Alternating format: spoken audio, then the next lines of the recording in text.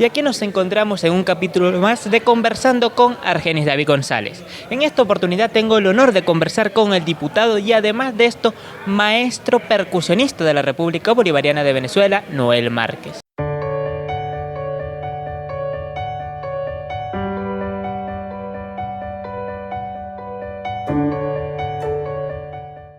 Maestro, bienvenido a Curiosidades del Teatro Estudio. Bueno, primero que nada quiero agradecer la oportunidad que me brindas, este programa Curiosidades del Teatro, para pues intercambiar opiniones, pareceres, formas de ver sobre la realidad cultural y espiritual de nuestro país, del ser humano, del género humano.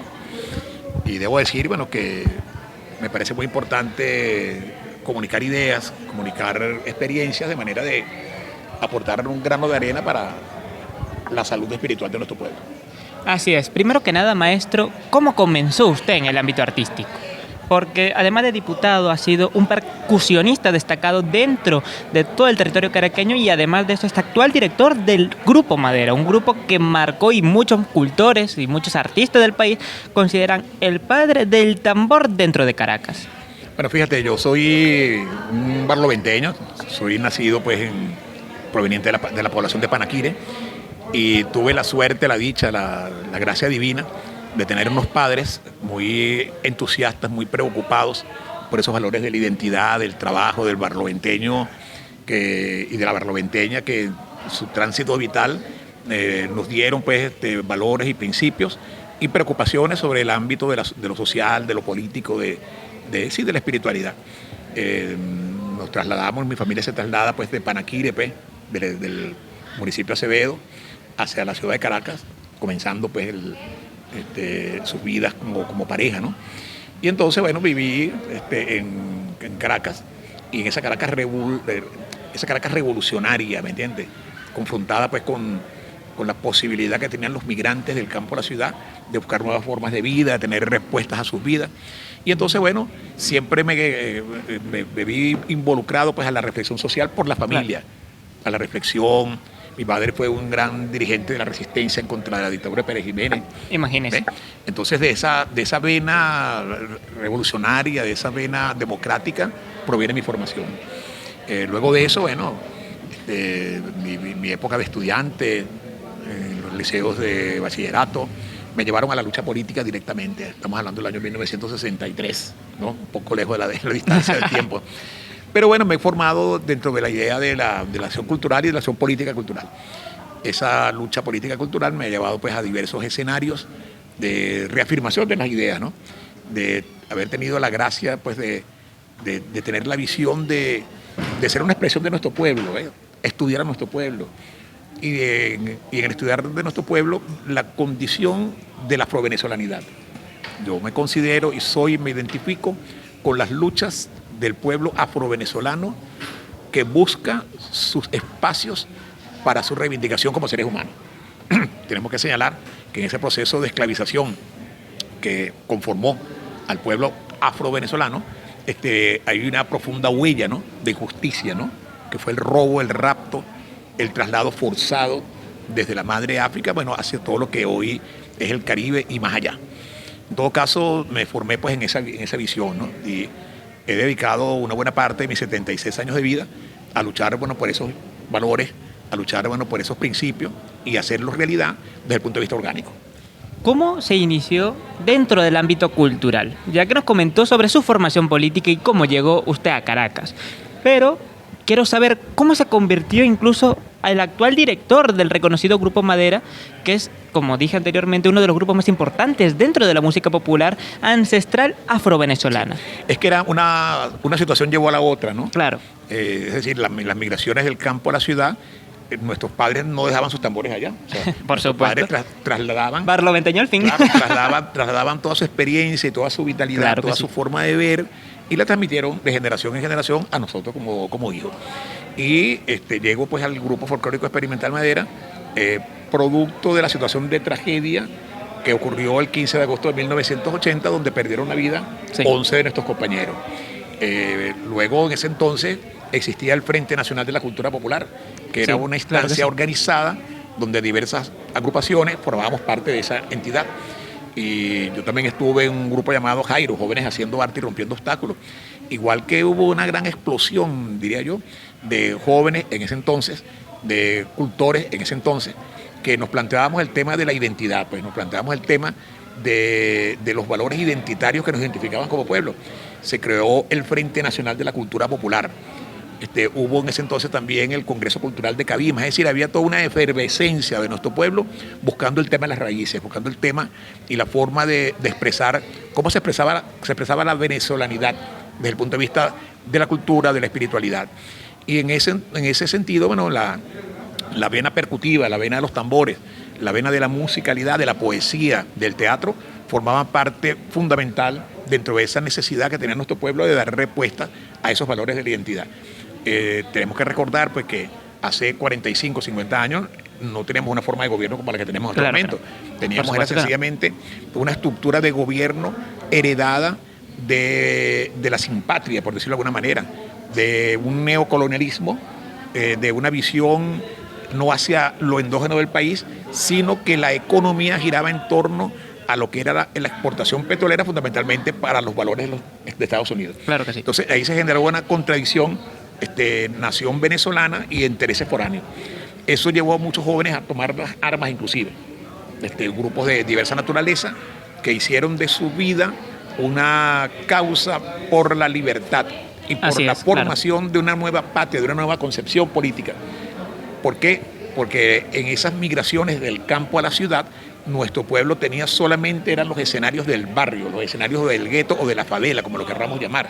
Sí. Y entonces ese 70% de la población venezolana vivíamos todos en los barrios, ¿me entiendes? En condiciones de vida absolutamente y totalmente difíciles, por decirlo. Sin contar la persecución que hubo durante esa fecha. Muchos cultores y muchos artistas sufrieron de primera mano lo que se vivió durante ese periodo tan oscuro como fue la dictadura de Marco Pérez Jiménez y un poquito más adelante. Así es. Eso de un poquito más adelante duró todo lo que fue la Cuarta República. Claro. ¿No? Fue el engaño y la estafa a una aspiración democrática que generó nuestro pueblo con la caída de la dictadura Pérez Jiménez. Las banderas de esa revolución patriótica fueron secuestradas por intereses foráneos.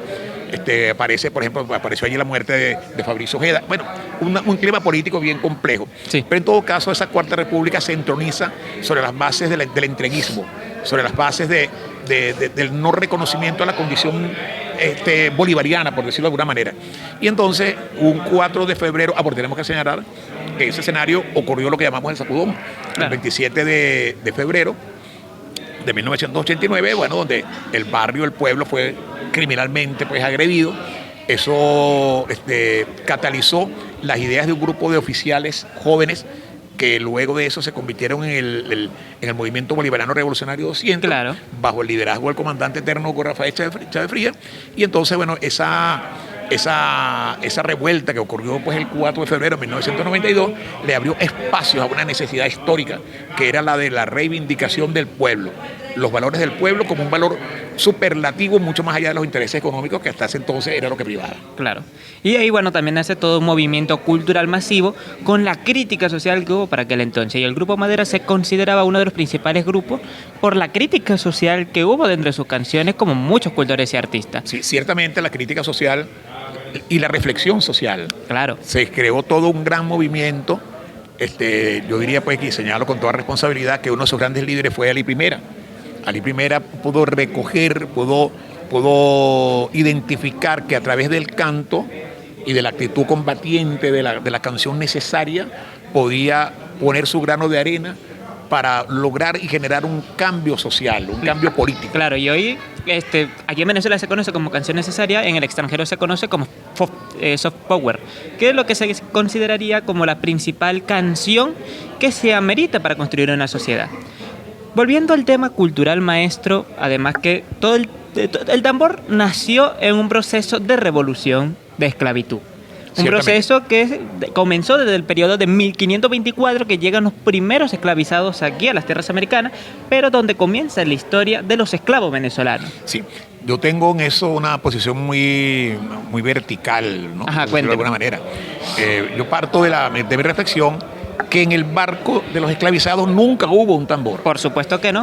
Porque una de las condiciones de los presupuestos básicos del proceso de esclavización era negar la condición humana del esclavizado. Entonces, abajo en la bodega del barco, allí nunca había espacio para un tambor. Por supuesto. No había tambor, no había ni nada. De hecho, las primeras muñecas registradas nacieron a través de los barcos esclavizados por la necesidad de tener algún objeto para los niños y niñas que habitaban dentro de esos barcos durante el periodo que se traían. No, fíjate, no solamente eso, sino que el presupuesto básico de la esclavización era que no eran seres humanos. Claro. Y en tanto que no eran seres humanos, no tenían ninguna forma de expresar ninguna acción de carácter cultural, ¿no?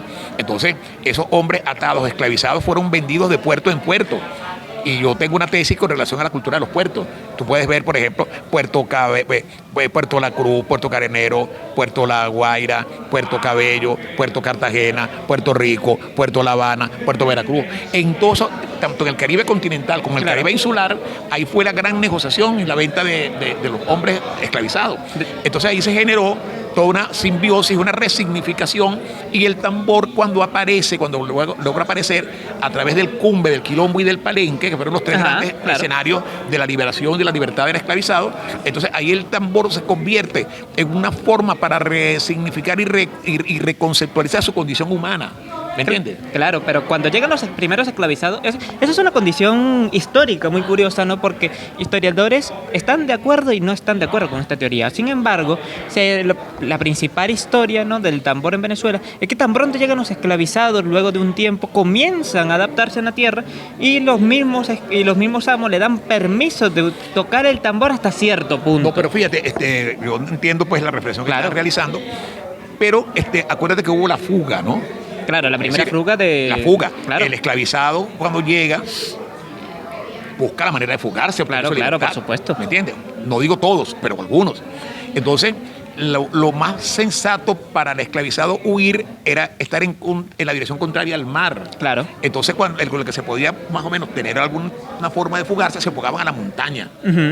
Y aquí, especificando en Venezuela, las montañas, y en Barlovento, eran las montañas del Bachiller, ¿me entiendes? Sí. Entonces las montañas del Bachiller estaba el Cumbe del Mango de Ocoita, vuelvo y repito, Cumbe, Quilombos y Palenque fueran los grandes espacios libertarios.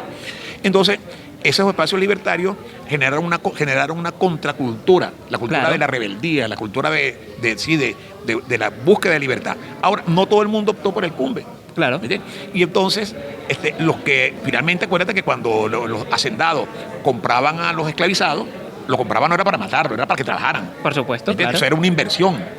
Entonces, en esa visión del esclavizado como inversión, le permitió en cierta forma y manera que el esclavizado pudiese manejarse en una situación en la que le decía, bueno, yo soy tu propiedad, pero yo soy un ser humano. ¿Me entiendes? Entonces ahí aparece una sincresis con relación al San Juan. Fíjate tú, por ejemplo, ¿no? Aparece San Juan. El caso más conocido. Claro, más conocido, ¿no? Porque ese 24 de junio, solsticio de verano, también ocurría en España. Claro, por supuesto. Y entonces ahí el tema del catolicismo en España, donde el San Juan de una manera u de otra recogía un poco un sentido allí pues de ciencia y de espiritualidad. Entonces el esclavizado vio eso y dijo, bueno, pero si en el solsticio de verano aparece un señor que me pegan menos, me tratan diferente, entonces él es mi patrono. ¿Ves? Sin embargo, en poblaciones como en Curiepe, el San Juan fue sincretizado con otros valores. Claro, por el supuesto. San Juan Congo, por ejemplo, que una de sus características es que el San Juan Bautista no tiene falo, la imagen, mientras que el San Juan Congo sí lo tiene. Es decir, entonces comienzan a aparecer una Y el San Juan Congo, disculpe que le interrumpa, también es una representación de uno de los príncipes principales justamente del Congo, que es donde viene la gran parte de los esclavizados junto a Angola y Guinea. A eso me refiero. Entonces, estamos en presencia de ¿qué? Estamos en presencia de una lucha espiritual y cultural y de reafirmación humana. ¿Ves? Es decir, la cultura de los africanos esclavizados siempre ha sido de una manera u de otra una lucha por recuperar su condición humana. Ahora, ¿qué ocurre? Que cuando cesa la esclavización, cuando viene todo el tema de la guerra contra en 1854. Entonces aparece otro fenómeno que es el traslado del campo a la ciudad. Sí. ¿Okay? Viene en 1958 también, cae Marcos Pérez Jiménez, hay una gran movilización de pueblo luchador. ¿Y a dónde va el pueblo barloventeño, por decir de un ejemplo en particular? Va a los barrios. ¿me entiendes? Va a los barrios. Entonces van a San Agustín, van a Antímano, van a los Paratebuenos, que era una forma de vida que ideó el esclavizado que había migrado a la ciudad, que era Paratebueno.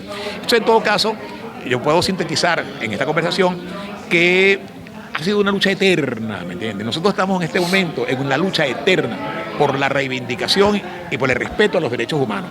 Nosotros, en la Constitución de la República Bolivariana de Venezuela, en su preámbulo nos definimos como una nación multiétnica y pluricultural. Totalmente, sí. Multiétnica y pluricultural.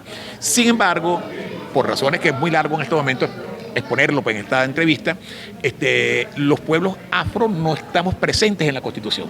Es cierto. Estamos solamente en el preámbulo. Entonces hay una gran lucha en este momento, y desde siempre, para que aparezca el capítulo afro en la Constitución.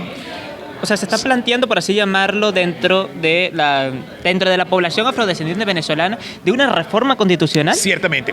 Mira, el último censo que se hizo aquí en Venezuela arrojó que cerca del 52% de la población venezolana, es una pregunta, ¿cómo se identifica usted? Se identifican como negro, moreno, mulato, mestizo, bachaco, o sea, con una diversidad de criterios, pero que cuando sumas todo eso, da casi al 52% y tanto de la población venezolana. Ese 52 y tanto por ciento de la población venezolana provienen de un tronco de lo originario. ¿Por qué de lo originario? Porque si bien los africanos, que venimos del África, valga la redundancia, no nacimos en esta tierra, pero en ese entonces los pueblos indígenas formaban parte de una colonia. Sí, claro, por supuesto. Era la colonia, ¿me entiendes? ¿Ve? Y la colonia existe hasta la batalla de Carabobo, ¿okay? Que es cuando las fuerzas patrióticas derrotan al ejército español.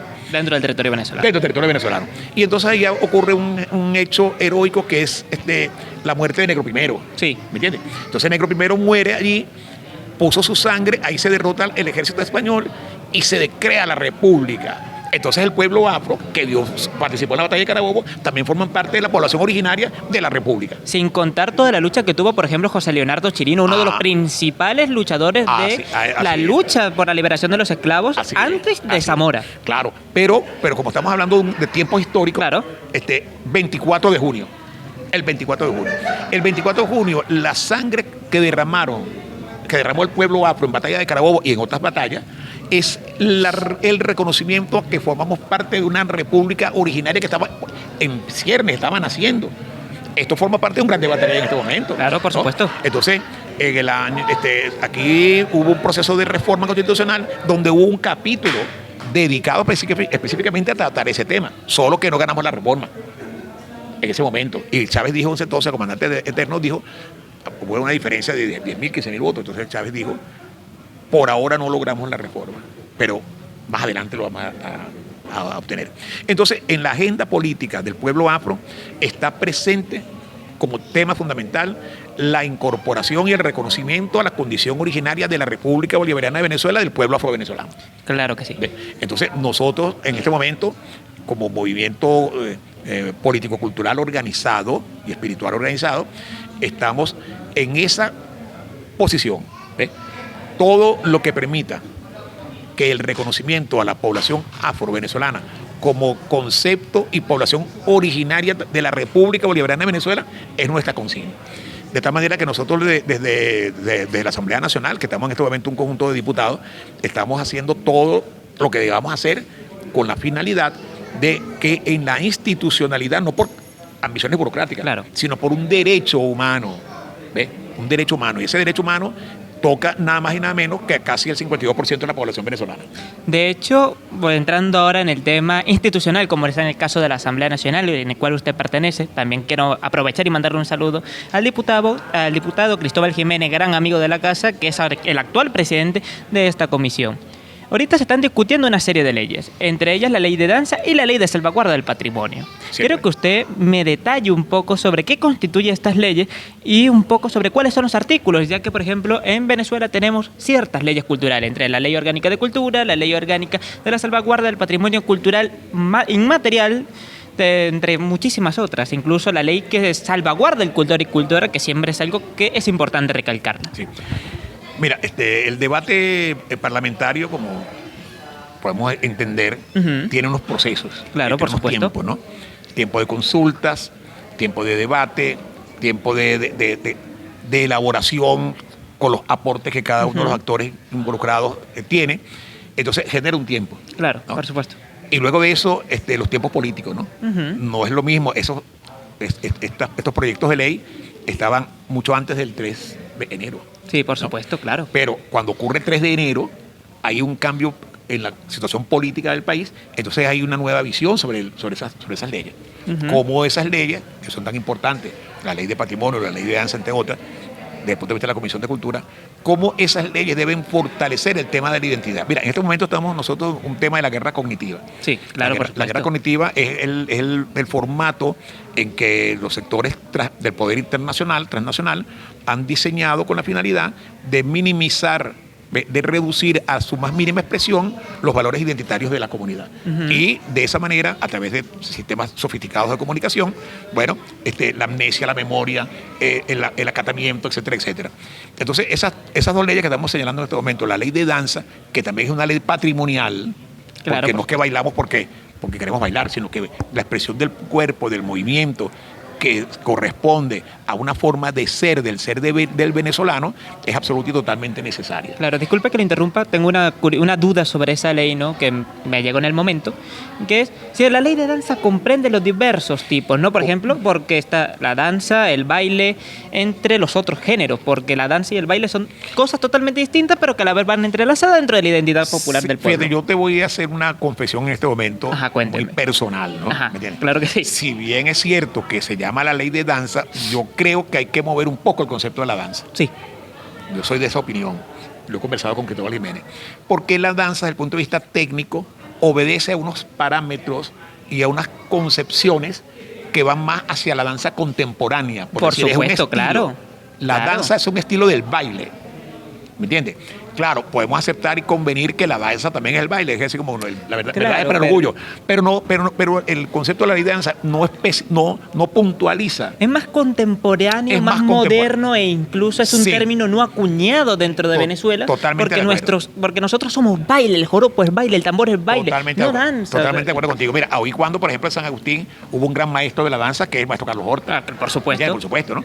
Un gran Maestrísimo. maestro de la danza contemporánea, y otros tantos valores que en la danza tienen un reconocimiento y un espacio en la cultura nacional. Sin embargo, yo creo que se adaptan más al concepto del bailar, del baile, donde la danza forma parte, pero forma parte también otros fenómenos del movimiento del cuerpo, claro, por que supuesto. tienen que ser mucho más amplios. Estoy totalmente de acuerdo contigo. Y yo creo que dentro del debate al que tiene que ser sometida la ley de danza en este momento, uno de los puntos va a ser ese, creo yo. Yo por lo menos lo voy a plantear.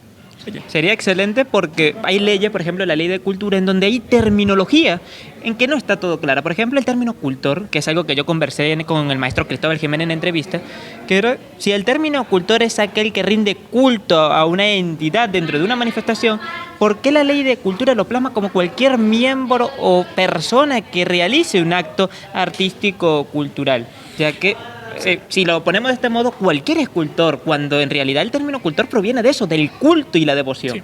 Fíjate, cuando estamos en el debate, podemos ver un hecho desde diversos puntos de vista. Claro, por ¿no? supuesto. Ahora, finalmente tenemos que ponernos de acuerdo en alguno. ¿Me entiendes? Claro. Ese ponerse de acuerdo en alguno pasa, bueno, por un debate, por una discusión exactamente, ¿no?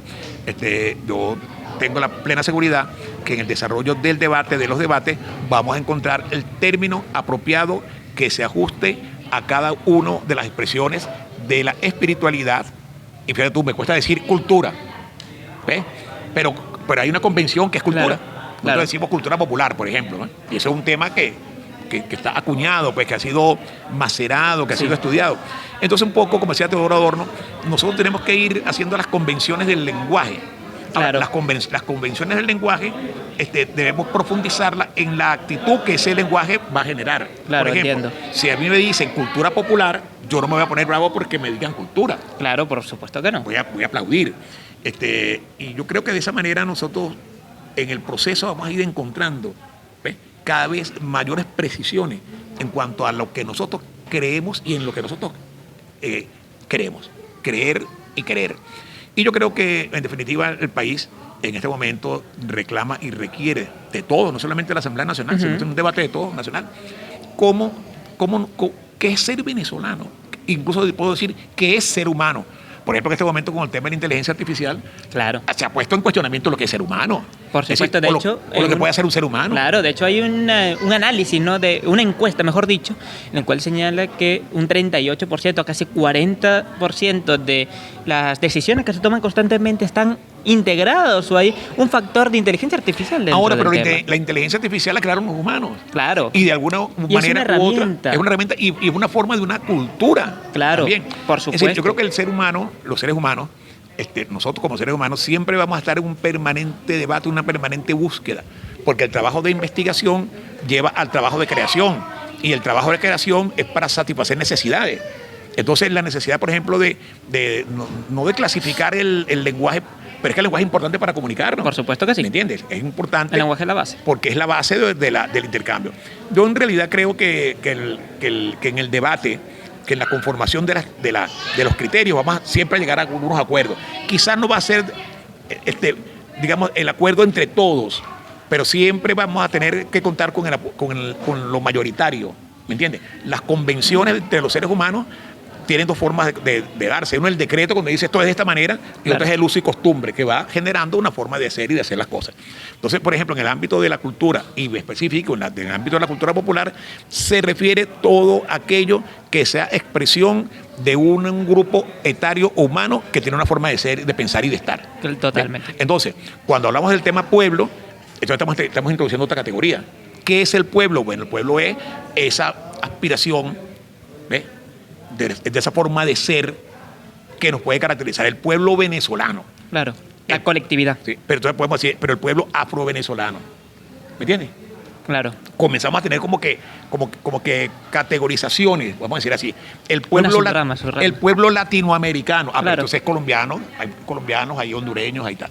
En todo caso, yo creo que estamos viviendo una época muy interesante, ¿me entiendes? ¿No? Sí, donde lo más total. importante en este momento es combatir el supremacismo. ¿Me entiendes? Que esa es la antitendencia a la humanidad. Sí. El supremacismo, pretender ser más que el otro por razones de raza, por razones de credo, por razones económicas. Claro que sí. Maestro, ahorita Venezuela está viviendo un proceso de transformación no solo social ni política, sino humana y cultural. De hecho, hemos visto que en los últimos años ciertas manifestaciones culturales, patrimoniales incluso, se han transformado y adaptado a las nuevas realidades. ¿Usted qué opina como un cultor de amplia trayectoria, ya que usted sí rinde culto y ha hecho un trabajo para la preservación de nuestra historia venezolana, sobre el cambio y la integración de nuevos ritos o nuevas formas de expresión de la misma cultura popular? Que se entienda como cultura popular, manifestaciones, tradiciones, patrimonios, entre otras. Mira, no hay nada hasta ahora en el ser humano que permanezca estático. Por supuesto que no, la cultura está cambiante. El movimiento, la investigación, la creación inclusive, siempre van a estar modificando los patrones y los valores. Total. Y lo que no se modifica, lo que se cosifica, deja de ser. Se convierte en el pasado. ¿Me entiendes? No podemos estudiar la Edad Media, pero no vamos a cambiar lo que pasó en la Edad Media. Totalmente, ya pasó. claro. ¿Me entiendes? Nosotros no podemos cambiar lo que no ha pasado, el futuro. Podemos más o menos como que otearlo. Entonces, quiere decir que las culturas son entes dinámicos que se van conformando de acuerdo a las realidades objetivas que vive ese hombre, ese ser humano. ¿Ves? Entonces nosotros tenemos que estar abiertos a que dentro de la conformación principista de estados, naciones, seres humanos, familias, estar abiertos a los cambios. ¿Ves? Creo que el cambio y la búsqueda de las nuevas formas de expresión y después de ser, de organización social, siempre la humanidad lo va a estar planteando. Por supuesto. Yo creo que en ese sentido, la ciencia, por decirlo de alguna manera, que está siempre proponiéndonos cambios, ¿ves? Proponiéndonos nuevos escenarios de vida, proponiéndonos nuevas posibilidades, nuevas utopías que dejan de ser, ¿ves? A través precisamente del trabajo y de la concreción de las ideas. Es decir, la ilustración, la búsqueda, la investigación siempre va a estar a favor de que el ser humano, el género humano, se consolide como un espacio donde se da la vida. No puede haber vida sin ser humano o ser viviente, por decirlo de alguna manera. Claro. Respeto a la diversidad de la naturaleza, ¿no? Pero como estamos hablando de los seres humanos, yo creo que el ser humano siempre va a estar luchando en función de mejorar, ¿ves? Su génesis, de mejorar su conocimiento, su conceptualización. Esa es la revolución, en la búsqueda del ser humano en perfeccionar su condición. Y cuando digo perfeccionar no estoy diciendo que hay malos o buenos. Sí, pero hay conductas que deben dejar de ser. El imperialismo, por ejemplo, es una conducta que debe dejar de ser. Sí. El individualismo, el egoísmo.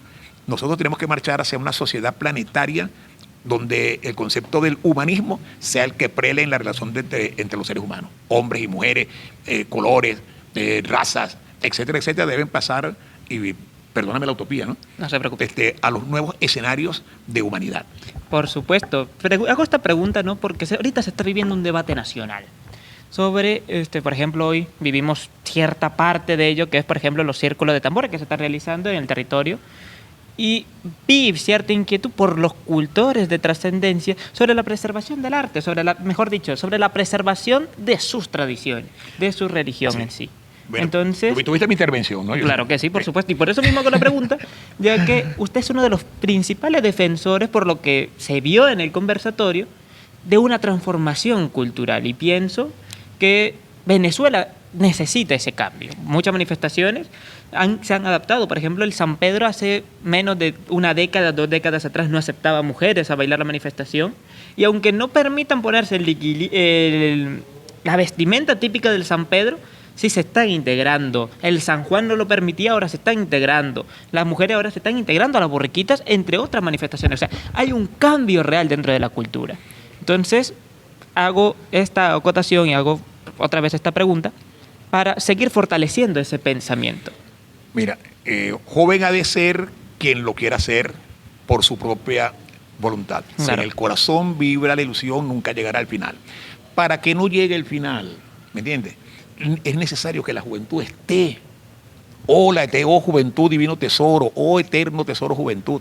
Y la juventud, como todo joven, siempre tiene planteamientos novedosos que al principio no son entendidos. Claro. Y entonces se crea una supuesta brecha generacional que existe, pero que muchas veces, por sabio y por viejo, se pretende como que condicionar o coartar las nuevas iniciativas.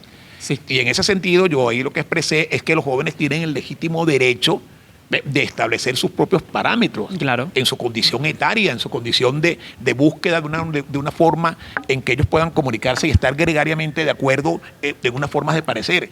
Lo contrario de eso es la desintegración.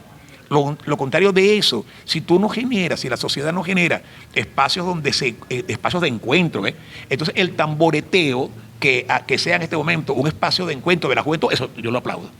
Claro. Ahora, los maestros como yo, que tienen 76 años como yo, claro, también tenemos una forma de haber hecho nuestras cosas y también fuimos jóvenes en algún momento, ¿me entiendes? Entonces nosotros no podemos, yo por lo menos en lo personal, bajo ningún aspecto voy a condicionar lo que por propio derecho le corresponde a la juventud ir generando sus propios espacios.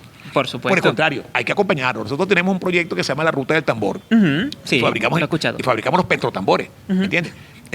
Y bueno, eso al principio era un escándalo, ¿me entiendes? ¿Cómo que petrotambores? Y decir el tambor tiene que ser de madera. Perfecto, está bien, no importa.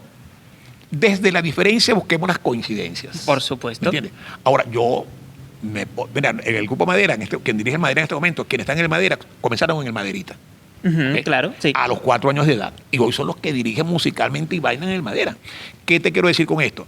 Que si nosotros no abrimos las compuertas para que los jóvenes en los diversos escenarios y momentos de su existencia tengan una relación directa con las manifestaciones, entonces estamos convirtiendo todo esto en un museo. Por supuesto, incluso, de hecho, una de las principales formas para la preservación de la cultura es a través de los semilleros, que es algo que ha trabajado la UNESCO y han trabajado Venezuela en sí como pionera en este proyecto, porque todas las manifestaciones... Nosotros no podemos convertir nuestra cultura en una especie de museo de ciencia donde vamos ahí y vemos al pterodáctilo allí colgado, ¿no? ¿Me entiendes? Por supuesto. Nosotros tenemos que convertir nuestra cultura, porque es que la cultura es viva. Claro. Y la cultura va cambiando de acuerdo a las condiciones objetivas que tiene para su expresión. La cultura se transforma. Y sobre todo aquí en Petare, cuando hablamos que es el barrio más grande de América Latina, ¿me entiendes? Dentro de ese criterio de barrios, guetos y favelas. Entonces, cuando un joven está allá arriba en José Félix Rivas o está en la Bombilla arriba, cuando son las 12 de la noche, ya no sale, es muy difícil que salga, por el tema para transporte, etcétera. Entonces,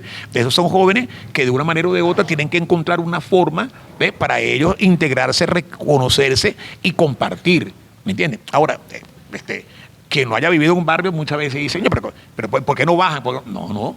Yo estoy totalmente de acuerdo que el tamboreteo como una forma de expresión y de unión gregaria entre los jóvenes se siga dando. Ahora, que tenemos que acompañarlo. Por supuesto, Por supuesto que claro. lo acompañamos. Si no se enseña la cultura se va a morir. Y vuelvo y te repito, yo que tengo 76 años, cuando veo a esos jóvenes bailando con esa energía, yo digo, yo los aplaudo. Bueno, a ver, yo bajé a Barlovento hace como 2 años atrás y lo primero que vi en la calle era chamos que se escapaban del liceo para ir a un repique de tambor tocado por mismos jóvenes. Eso se vio en la ciudad socialista, sí, allá en el pueblo de Marizapa, ¿no? En Marizapa, sí, en la Tronca 9. Otro punto también que es importante señalar en esta conversación, y quiero hacer un llamado muy especial. Por supuesto. Nosotros tenemos que entender que la diversidad de géneros musicales que hay en nuestro Caribe le pertenece a la población en específico, pero también tiene que compartirse con el del lado. Claro. No puede ser que nosotros veamos nuestra cultura nacional en compartimientos estancos. Solo sé lo de que de donde soy yo. Solo si soy de Aragua, yo toco nada más Aragua. Si soy de Barlovento, toco nada más Barlovento. No. Nosotros hacemos un llamado y el Grupo Madera siempre se llama Grupo Folclórico y Experimental Madera. Y uno de nuestros puntos de partida en la reflexión y en la acción es que conozcamos de todo. Por supuesto. ¿Me entiendes? Que si vamos al Caribe, el Caribe no es... Él es el Caribe.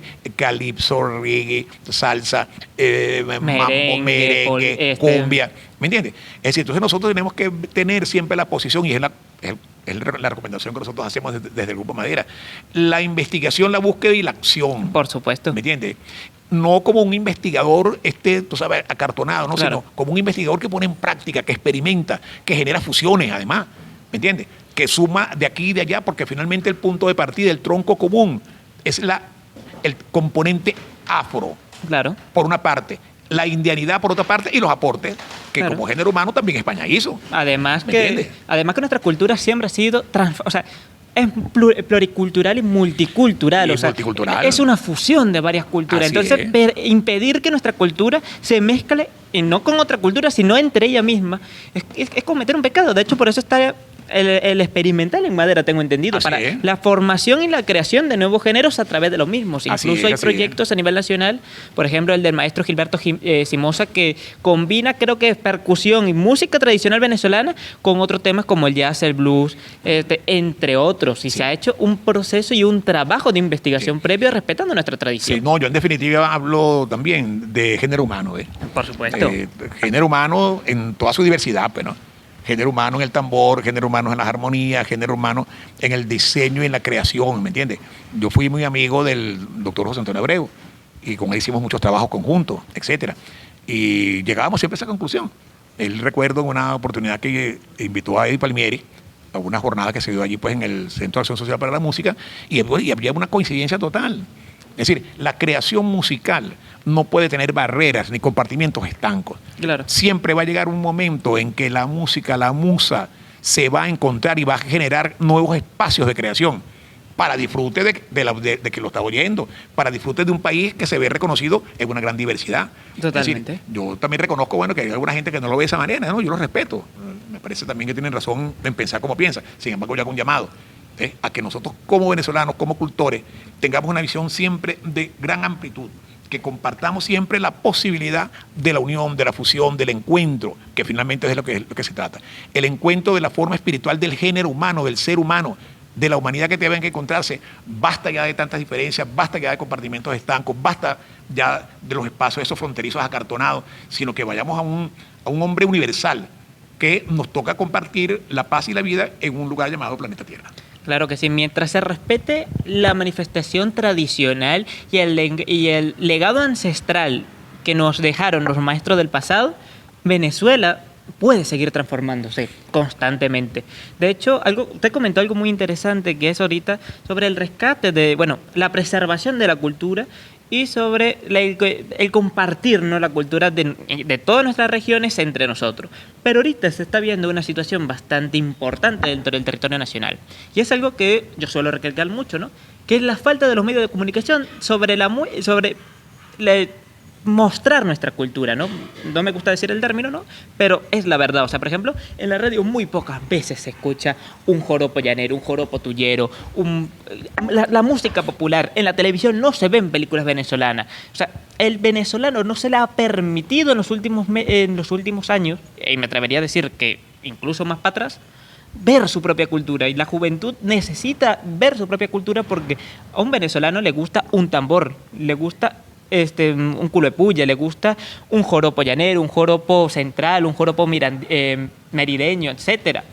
Pero si a la juventud no se la muestra, ¿qué se va a hacer, no? ¿Cómo se podrá preservar? Y quería preguntar si en la Comisión de Cultura, por ejemplo, en la Ley de Salvaguarda, se estaba planteando esta situación, que es la preservación a través de la historia, utilizando las nuevas tecnologías y las tecnologías de radio, televisión, Radio Bemba, entre todos los medios de comunicación que se están viendo. Fíjate, yo agradezco el comentario que estás realizando. Yo te invito, por supuesto, a que hagas una propuesta. Yo te invito para que esto que acabas de expresar, que es de vital importancia, sea un aporte que tú, como expresión pues, de la acción comunicacional, esa reflexión y esa preocupación quede asentada ahí. Me parece bien importante que lo hagas. Y yo creo finalmente que debemos marchar hacia eso, ¿me entiendes? El reconocimiento de la diversidad, el reconocimiento a la identidad, que la diversidad y la identidad no tienen por qué estar en contradicción. Por supuesto, claro. ¿Me entiendes? Creo que forman parte del mismo proceso humano. Y creo también que entre todos debemos fomentar, incluso a través de las nuevas tecnologías, internet, etcétera, etcétera, que el venezolano cumpla con el sagrado derecho de conocer su forma, su expresión espiritual y cultural. ¿Me entiendes? Yo creo que es un derecho. Y creo que en ese sentido todos podemos coincidir y todos podemos aportar nuestro grano de arena para que esto sea una realidad. Solamente la preocupación que me acabas de expresar y el medio que estás manejando te dan la credencial y la acreditación para que tu vocería, tu visión, forme parte de esas reflexiones y esas acciones que estamos todos como venezolanos obligados a hacer. Para finalizar, maestro, y acepto la invitación con gusto. De hecho, quería preguntarle luego un tema privado, ¿no? Pero para finalizar, ¿qué mensaje le daría a la nueva juventud? Pero no, vamos a cambiar la idea porque siempre hago esa pregunta. ¿Qué mensaje usted le daría a los cultores, a los maestros que ya llevan 50, 60, 70 años de trayectoria artística, que siguen preservando sus manifestaciones y sus tradiciones, pero a través de este proceso de transformación? Porque Venezuela sigue transformándose, Venezuela sigue creciendo y la cultura sigue construyéndose y sigue creciendo en ese árbol que hoy conocemos como identidad nacional. Mira, el aporte que nuestros cultores mayores han realizado a la patria es invalorable. Por supuesto.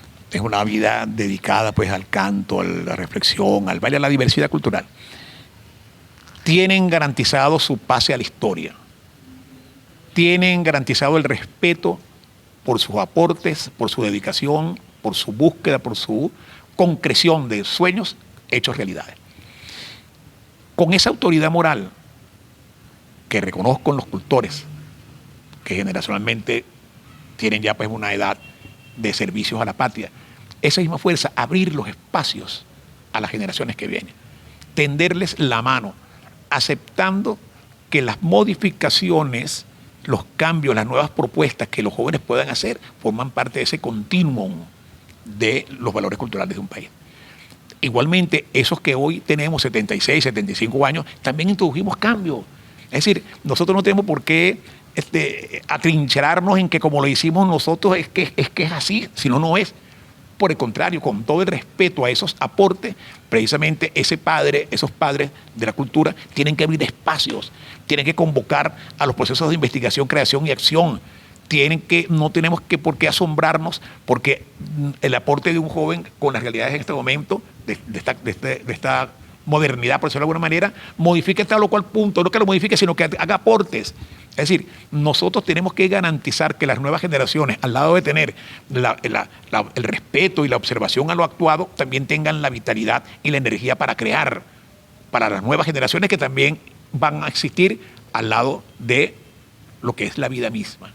La vida misma siempre va a estar sugiriendo los cambios, cambio de época, cambio de tiempos, cambio de momentos. Las leyes van siendo cada vez más progresivas. Las leyes se han hechas no para eternizar lo que ya se lo ha hecho, sino para normar situaciones, pero siempre dejándole paso abierto a la creatividad. Ese es mi mensaje de todo corazón. La verdad, maestro, muchísimas gracias por aceptar la invitación. Yo cierro con la idea, ¿no?, de que debemos seguirnos uniendo, tenemos que seguir transformando y debemos seguir creciendo como seres humanos, pero principalmente a través de la unión venezolana. Ahorita Venezuela está pasando por un proceso de transformación. Todas las ideas son válidas, todas las opiniones son correspondientes y oportunas dentro de ese proceso de transformación.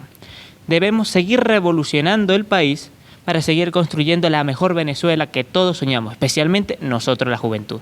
De verdad, maestro, muchísimas gracias por aceptar la invitación. Encantado de estar aquí conversando con usted esta noche. Y ustedes acompáñenme a seguir conociendo más sobre nuestra cultura e identidad, solo aquí, en las cámaras de curiosidades del Teatro Estudio.